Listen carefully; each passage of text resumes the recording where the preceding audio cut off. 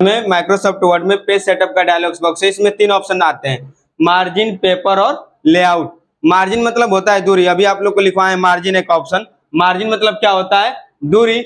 Margin में अब इसमें पहला ऑप्शन आता है मार्जिन, इसमें अब सब ऑप्शन आता है टॉप, बॉटम, लेफ्ट, राइट और गटर पोजीशन। मार्जिन मतलब क्या बोले हैं, दूरी। और टॉप से जब देखिए कॉपी ओपी में क्या होता है ना कि कॉपी ओपी पेज सेटअप, जब ये इसका ऑप्शन का ही नाम है डायलॉग्स बॉक्स क्या है, पेज सेटअप। इसमें मार्जिन नहीं है, दूसरा कॉपी दीजिए दो जी। तो जैसे यहाँ पे देख लीजिए, पेज का जब सेटिंग किया, पेज को बनाया गया है तो टॉप से दूरी छोड़ रखा है कि नहीं छोड़ रखा है।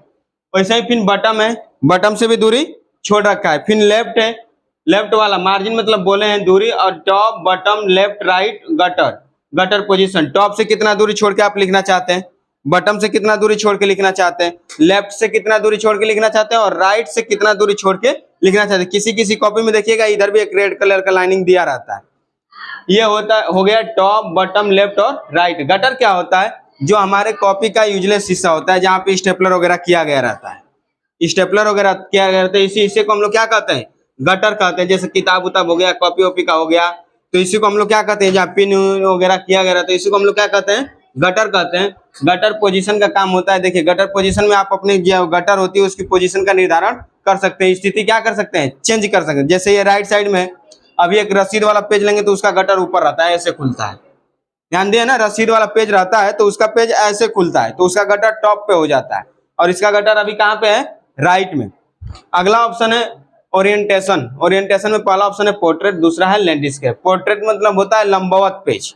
जैसे हम लोग फोटो कॉपी कराते हैं तो पोर्ट्रेट पेज होता है। कैसा पेज होता है, पोर्ट्रेट पेज होता है। लैंडस्केप वाला पेज जैसे आप लोग परिवार रजिस्टर का नकल देखे हैं, परिवार चौड़ा होता है ऐसे करके, चापट जैसे ऐसे करके होता है, चौड़ा होता है।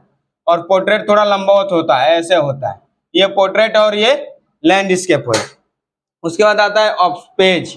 पेज में पहला ऑप्शन आता है मल्टीपल पेज। मल्टीपल पेज का मतलब होता है कि आप एक साथ एमएस वर्ड में कई पेजों को लिए हैं, उसको जिम इन छोटा करके एक साथ उसको छोटा के ग्रुप में पूरे पेज को एक साथ देखने के लिए काम करते हैं। किसका, मल्टीपल पेज का, ठीक ना।